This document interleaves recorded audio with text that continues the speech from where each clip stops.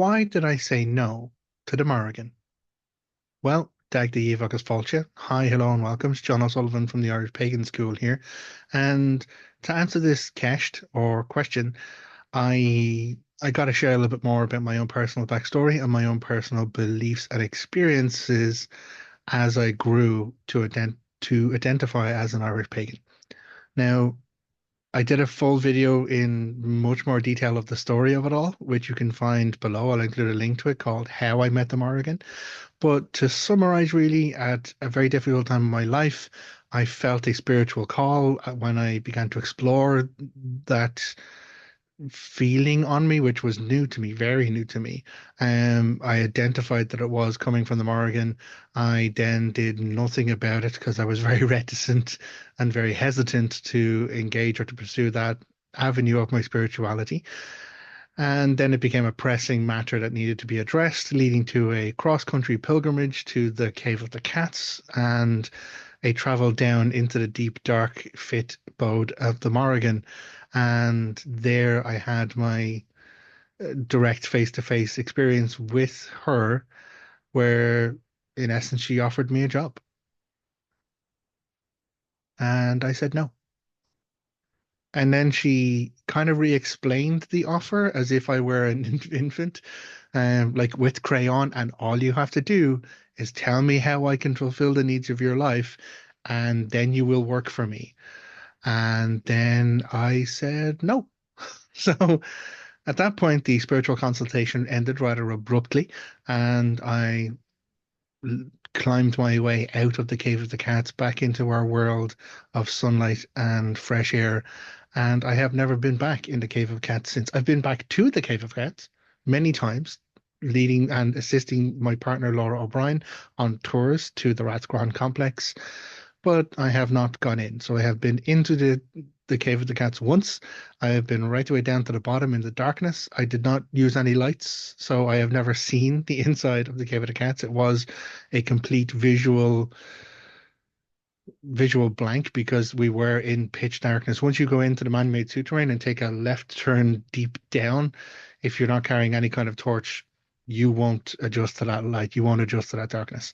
Or it will take a very long time to do so, and you'd have to turn and try and look back up and see your way out.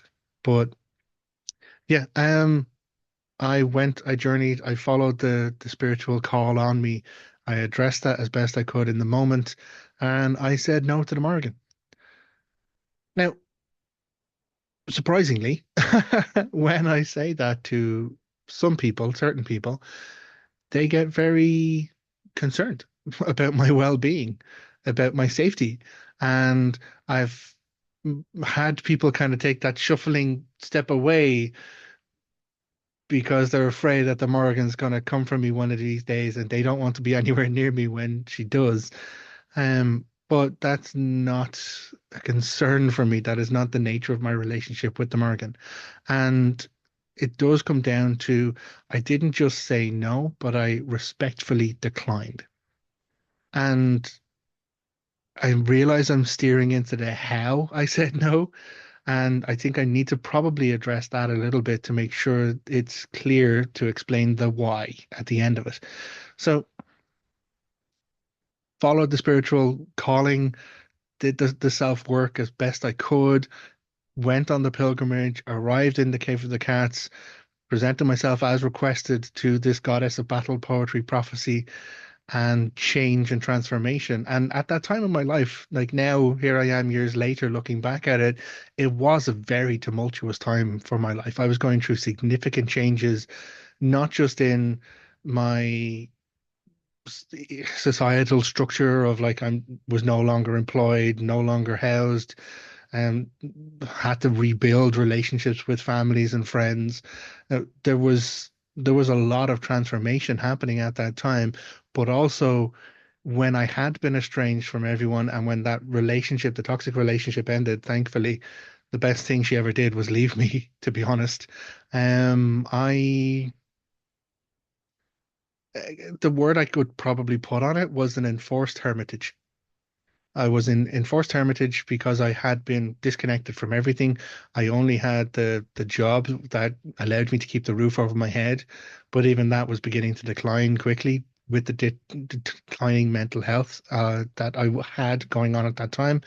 It was just me and my dog, and Russell saved my life. Honestly, if not for him and his companionship through all those years, I would not have been fit. Like, I'd come home from work absolutely drained, completely depressed, but he'd still need to go for a walk. And my walking place at that point was the Hill of Tara. And so, unbeknownst to me, again, didn't realize this until looking back through the lens of experience and growth and spiritual growth. I was on pilgrimage to the Hill of Tara long before I was on pilgrimage to the Cave of the Cats. Every day I was taking the hound and we were running up and down those mounds.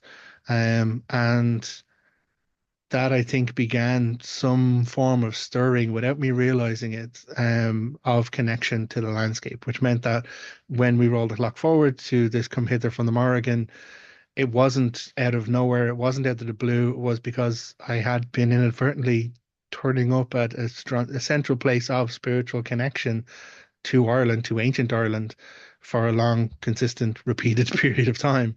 And even though I wasn't seeking, I wasn't looking, I wasn't pursuing openly, obviously some part of my transformation may have resonated with her and my changing times, which is why she's like, well, I'm the goddess of change. I can help with all of this.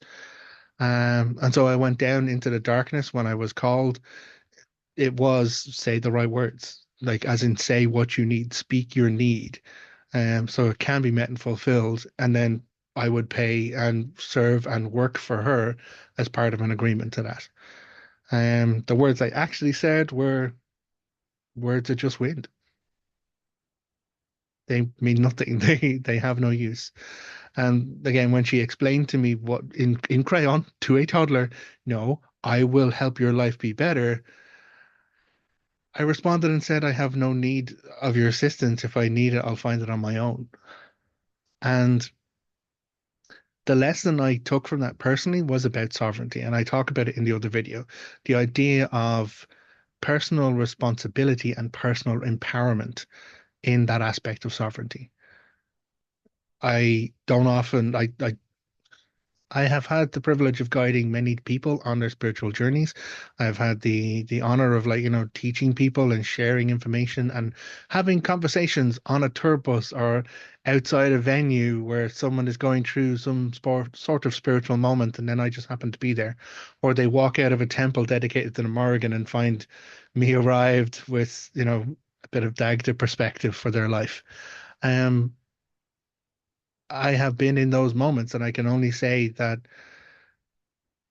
I would not be where I am if not for having done the work and exploring my connection to God's guides and guardians.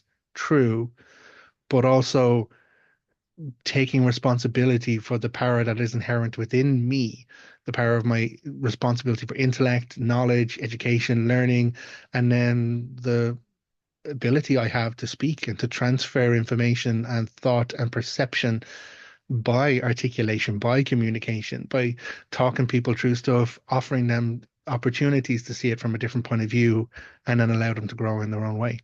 Now, again, this lens looking back, and I apologize if this seems very rambly, it is about trying to answer the question of like, why? Why would I say no to the Morrigan? Well, why would she want me? It's kind of where things were at that time, you know? Some part of me was like, no, there's nothing that you can give that I can't get on my own and that I should pursue on my own. I need to either get a new job, sort out my circumstances, figure out my mental emotional well-being, and I accepted the burden of responsibility and the empowerment within that of doing that for myself, not reaching out for help. Now, stubborn, yes. Not the healthiest, yes. I did go and get mental health treatment. I did get and do still take my antidepressants. So it's not like I was like, no, I don't fucking need you. I'll do it on my own. That's not what I'm saying. I approached that moment respectfully and I was like, no, I need to do this on my own. Now,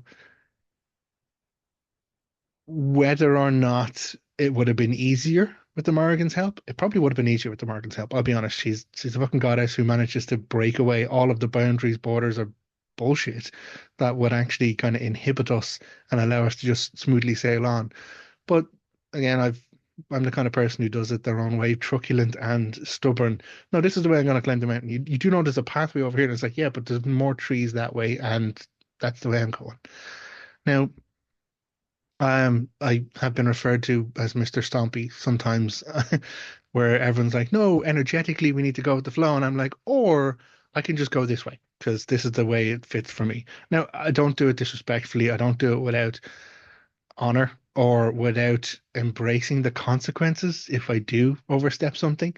But that's why I'm able to educate people and say, do it this way. Don't make the mistakes that I make or have made in the past. Um, So yeah, the why was really down to a sense of personal responsibility and a need to do it for myself instead of, and it was coming out of this almost enforced hermitage where I had no one to rely on. I had no one who I could trust. And so I'd been built up all of this self-reliance and self-dependence and independence. So I was like, no, I got to figure this out for myself.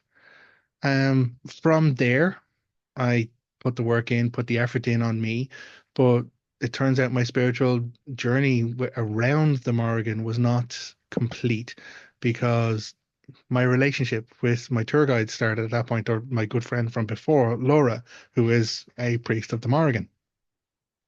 And it was a good year more later that we've been in a relationship, finding and exploring our connection, where out of nowhere, in the bed of the couple of a Saturday morning, we're lying there, just being beside each other, I think reading books or whatever it was, and then Laura just goes, "Fine, the Dagda, I've said it. Now I'm done. I'm doing no more." Which caused me to, what the hell was that? But when the name the Dagda was said, I then suddenly had a name or an identity that I could put on another hovering, very patient divinity that I had perceived personally before. And it seems that my intentional, stubborn obliviousness, being aware of, but not seeking and not choosing to seek or choosing to see, um, led the Dagda to bother the Morrigan into bothering the Morrigan priest into saying his name out loud in my presence. Now, from there, I began to explore the lore and the Dagda. I began to build an understanding of Ireland's ancient god of Druidry. Now, again, I'm talking about the Morrigan. Why am I talking about the Dagda? Well, he's her mate, her partner, her fit, equal in many ways. But it is to him that I eventually came in service, in offering my name, my energy, my effort in care and support of his name and his work, and educating people about him to save the life of someone I care for a lot. Um, and that's the why I do that with him. That's the why I do that for my family, my close family that I care for. And they've grown a lot. Like, they've hit their quarter century this year, which I'm so totally delighted about. Um, and whether or not some part of my faith or belief or care has had that impact, I can't say for sure. I believe that it has. Um, but it is about him and me doing the work to encourage more people to consider the Dagda in their life, to consider healthy masculinity, to consider a deity who is about abundance and care and compassion and emotional intelligence as much as he's about physicality, presence, and justice and kingship. So I'm getting off onto a Dagda tangent, so I need to bring it back to Morrigan content. Otherwise, the algorithm will give out to me for like, oh, why are you talking about the Dagda? You can't really talk about, okay, you can talk about the Morrigan and the Dagda very independently because they are very much independent deities, but they do cross over. So, my personal belief after the fact looking back on everything in regards to how I have developed in my connection with the Dagda is that some part of me was always meant to be a Dagda person. Some part of my calling or my makeup or construction was designed to be a storyteller, was designed to be a bard, was designed to have enough plus points in charisma and enough points in intellect and memory to remember these things and tell those stories in such a way that it is engaging and entertaining so that people can build and find their connections to their spirituality through the stories that we have always been has always been the way we have transferred knowledge from generation to generation. Before the existence of the written word, we had stories and we told the stories. Now, how does this link back to the Morrigan? I am of the personal opinion, again, personal opinion, that goddess of prophecy. She sees the probability and potentiality of everything, which is why she moves the pieces around the board in the way that she needs to optimize the right form of transition and change that needs to happen in line with her will. Like magic, straight up. And some part of me wonders what she like, if I nudge this piece this way, will it sign up as a Morrigan bard instead of a Dagda bard? Um, Whether or not he specifically built me to be Dagobert before I was born or not, I don't know. But the idea that the Morrigan will be like, yeah, I could totally recruit that piece and then it's gonna work for me, not for him. Not that they would be adversarial or have animosity, but you know, usefulness, I suppose. I have a skill set that is of use to deities. And maybe some part of the Morrigan's attempt to communicate with me or to recruit me was about utilizing those skills and talents that I inherently have as me. Now, again, I can't say for sure because it comes down to, and this is why I said it at the start, it is personal. This is my personal narrative, my personal story. And I'm answering this question because I get asked why. Why would you say no to the Morrigan? Like she's a badass, brilliant fucking goddess. Why would you say no to the Morrigan? And for me, I chose a harder way. I chose to do it myself. I chose to take on board the burden and the struggle because it was part of my nature, part of my upbringing. But in choosing that, in some way, maybe I was preparing myself to be a better or more resilient individual when it came later down the line and another day he came knocking at my door. I don't know for sure. Now, the way I said no to the Morgan with respect. I wasn't like, fuck you, peace out, whatever. I was like, no, I appreciate the offer, but I'm gonna do it my way.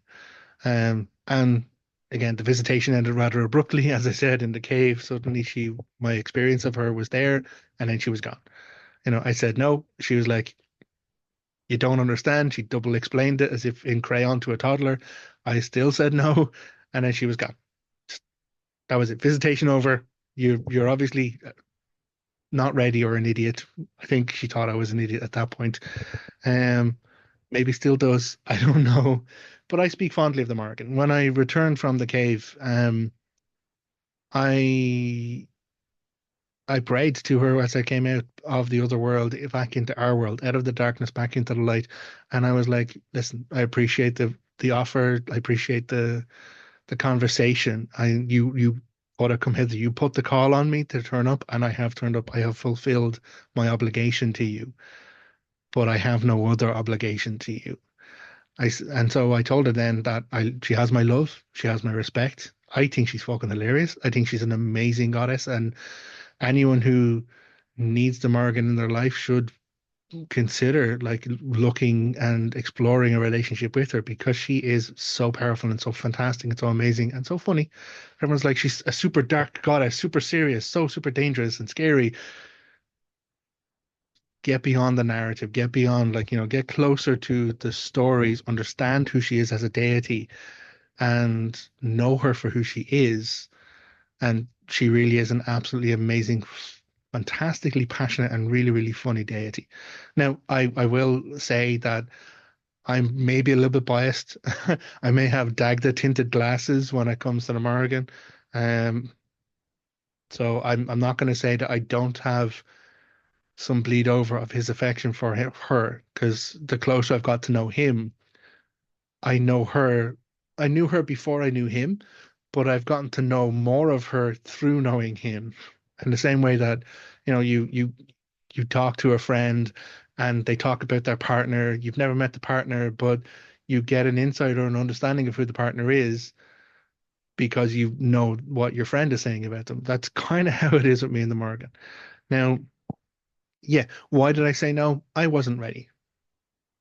Honest self-assessment, I was not ready. And though it might have been a path that I could have chosen and could have worked with and could have worked for me, absolutely.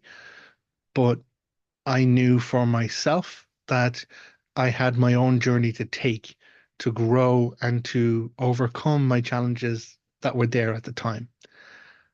And so that for me was the fulfillment of this personal sovereignty, this intent and intentionality around being the best and fullest version of me, not for family, not for friends, not for a partner, not for a god, not for an ancestor, but for me, the best John that John can be.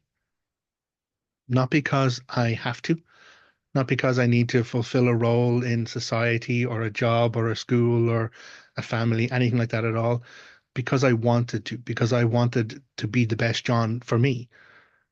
And that changed. The idea of what was the best John has grown and evolved and will, God's willing, continue to grow and evolve as I continue to choose to pursue the idea of the best version John can be for John. What has happened since working with the Dagda is that I now have a bit more support, I have more guidance, and my understanding and my alignment of what is the best John or best version of John links with a lot with his characters and how he presents himself in our stories and in our mythology. So my alignment and my choice is to work with the Dagda towards these processes. Um, so why did I say no to the Morrigan? I wasn't ready. Is she annoyed at me? I don't think so. I think I think she's quite fond of me, and she turns up in many of the stories that I actually write. Um, but also I'm a little bit, playfully irreverent at times, not rude, not like, not disrespectful, but playful irreverence, I suppose. And I think I get away with it. I literally have Morrigan people step away from me when I'm being a little bit irreverent, afraid that, they might be struck down by accident when the Morrigan finally comes to smite me. If she gotta come, that's fine. I'm sure she'll have a conversation with the boss I work for first. And if both of them decide that it's my time to go, it's my time to go.